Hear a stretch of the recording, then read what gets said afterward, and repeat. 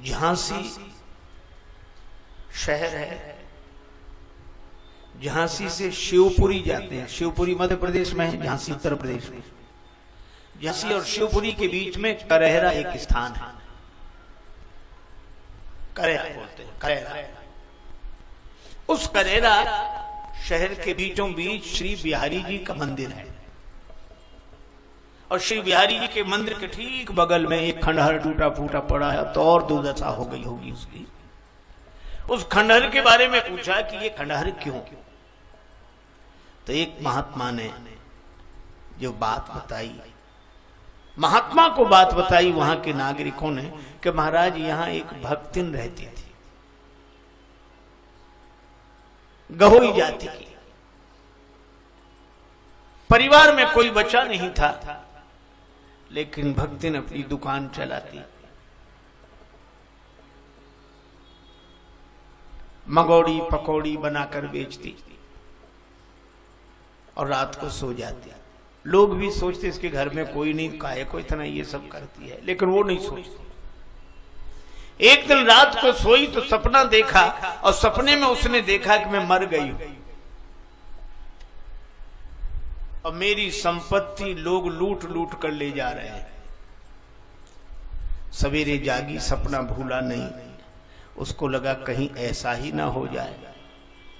अपनी समाज के लोगों के पास गई कि मैं अपनी चल अचल संपत्ति बिहारी जी के नाम करना चाहती,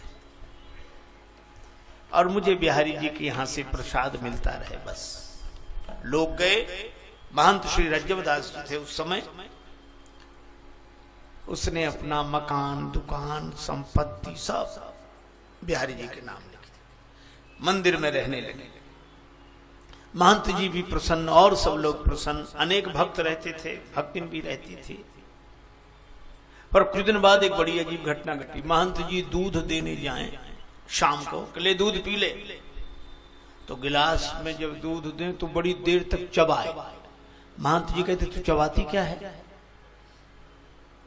तो कहती आप इसमें ज्यादा मेवा डाल देते हो। महंत जी मितव्ययी थे, उन्होंने सोचा मैं तो मेवा डालता नहीं, हो सकता है ये गिलास में लाती हो, पर गिलास तो मैं ही लेके आता हूं। चलो, दूसरे दिन दोपहर को देखा उसकी दाल में घी तैरता दिखाई। ये घी कहां थे? आप ही तो लाए हो दाल में। महंत जी बोले, लेकिन दूसरे दिन से देखा सो मेवा के जो पात्र भरे रखे थे मंदिर में वो कम होने लगे, खाली होने लगे, और दाल में घी रोज तैरता दिखाई दे। और ये समझ गए कि चोरी कर ली। तो महंत रात रात भर जागे, पूरे समाज को जगाए, लेकिन कभी चोरी नहीं पकड़ सके, परेशान। एक दिन देखा कि जिन बिहारी जी की वो आरती पूजा करते थे, उन बिहारी जी के जामा में घी लगा था, तो सोचा आरती से लग गया होगा, साफ करके दूसरी पोशाक पहनाई। लेकिन दूसरे दिन देखा तो बिहारी जी के दोनों हाथ घी में सने थे। अब समझ गए कि ये इन्हीं की लीला है, यही करते हैं। सो हाथ जोड़ के बोले, ग्वाल सिंहासन पे पुजके भयो ठाकुर हूं पे ठगोरी न छुटी, और काहू को काज बने बिगड़े ब्रजराज तेरी बरजोरी न छुटी। और तुम्हारी ये चोरी करने की आदत नहीं गई, भगवान हो गए तो भी पुरानी आदत। अब मैं इसलिए थोड़ा ही रखे हूं, मैं तो इसीलिए कि तुम्हारे महात्मा किसी दिन आ जाएं तो उनकी स्वागत सत्कार करने के लिए तो मंदिर में कुछ रहे। आप ऐसा करते हो ये ठीक नहीं। लेकिन खूब प्रार्थना की, पर भक्ति की थाली में रोज घी और रोज ऐसे। तो महंत जी को भक्तिन से ही चिढ़ हो गई। वो सोचने लगे मुझे जिंदगी हो गई इनकी पूजा करते करते, मुझे कभी नहीं इसके लिए इतनी कृपा। तो उनको लगा भक्तिन को निकाल ही दो, न झंझट रहे। तो भक्तिन को निकालें कैसे का? बोले कोई कल का लगा मैं। तो अब महंत जी बाहर बैठ जाए, जो भी माताएं देवियां निकले। तुमने सुनिए एक बात? क्या महाराज? भक्त ने एक पति कर लिया है। पति? हाँ, अवैध पति कर लिया है। अब ऐसी बात तो जल्दी फैलती, पूरे गांव में फैल गई। अब देवियां भक्तिन को देख देख के हंसे, ऐसी भली थी, दुकान करती थी, मंदिर में रही थी, यही सब करेगा। जब भक्त ने पूछा आप लोग हंसती क्यों, तो बोले हंसे नहीं, तुमने किया ही ऐसा, कोई अवैध पति रख लिया। भक्तिन तो कांप गई, मंदिर नहीं गई, अपनी समाज के लोगों के पास गई कि मुझे मंदिर से निकलवा दो, मैंने जो दिया वो वापस मैं नहीं चाहती, पर महंत जी मुझे कलंक लगाने, निष्कलंक करके निकाल। गहो वैश्य के सभी समाज के सभी लोग आए, भक्तिन की गलती होगी तो इसे निकालेंगे, नहीं तो महंत जी से कहा जाएगा। महंत जी चबूतरे बैठे अपना भजन कर रहे थे, जो सामने से देखा कि ये भीड़ क्यों आ रही, आज कोई उत्सव भी नहीं, पर्व भी नहीं, पीछे देखा वो भक्त समझ गए यही लेकर आई सबको। महंत जी उत्तर देने के लिए तैयार हो गए।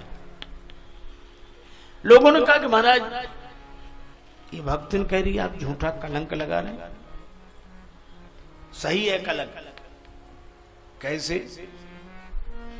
मेवा के पात्र मंदिर में रीते परे, कैसे रहेगी बात बीते पे हमारी, जो सारे पात्र रीते गए हैं और कुछ नहीं बचेगा तो हमारी बात कैसे रहेगी? तो आप ये कहो कि चोरी करती है, नहीं नहीं ये चोरी नहीं करती है, चोर नहीं है, तो फिर कलंक क्यों लगा रहे हो? सो महंत जी क्रोध में बोले, भोजन में नित्य घृत उठा स्वकर सो लेत, भर भर देत या भक्तिन की थारी, कौन उनको घी डाल देता है? तो बोले कैसे परतीत अब विनीत जू करा में, हम पति हैं बनाए या भक्तिन ने बिहारी। बिहारी जी से इसका संबंध है, और बिहारी जी की तो पुरानी आदत है इसको देते और हमें नहीं। और जब महंत जी ने कहा पति हैं बनाए या भक्तिन ने बिहारी, सबकी आंखों में आंसू आ गए,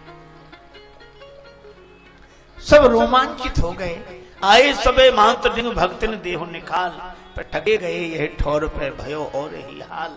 सबने महंत जी से कहा महाराज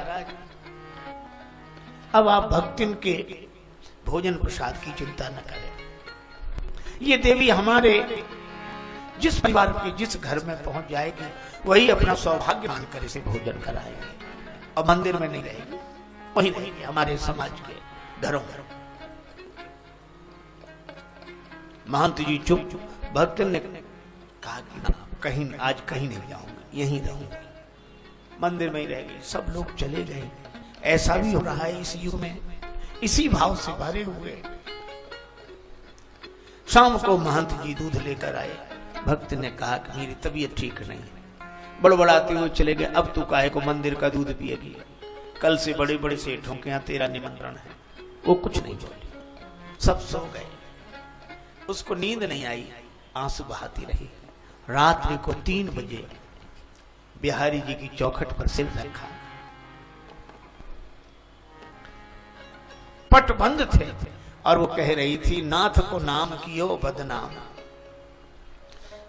नाथ को नाम कियो बदनाम, विरागिन सोन विवाद बढ़ाऊं, और आपके हाथ से पाए प्रसाद, कहा अब और के हाथ से।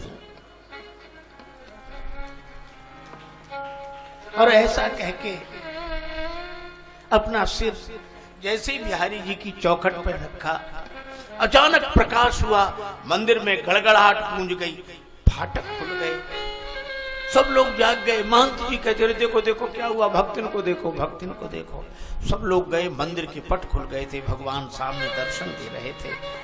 और भक्तिन ने जैसी प्रणाम किया, प्रणाम के साथ ही उसके प्राण भगवान के चरणों में लीन हो गए। सारे शहर में चर्चा फैली। भक्तिन का अंतिम संस्कार करेरा के पास नदी, उस नदी किनारे हुआ। महंत जी जब तक थे, भगवान की आरती के बाद ऊपर छत पर जाकर भक्तिन की समाधि दिखाई देती थी नदी किनारे, वहां हाथ जोड़ते आरती उतारते। ऐसे भक्त इस युग में हुए हैं, और ये प्रत्यक्ष सच्ची घटना है। आज भी वो बिहारी जी का मंदिर है और उसके बगल में वो खंड पड़ा हुआ है। ऐसी हरि करत दास पर प्रीति, भगवान के चमत्कारों का कोई अभाव नहीं है।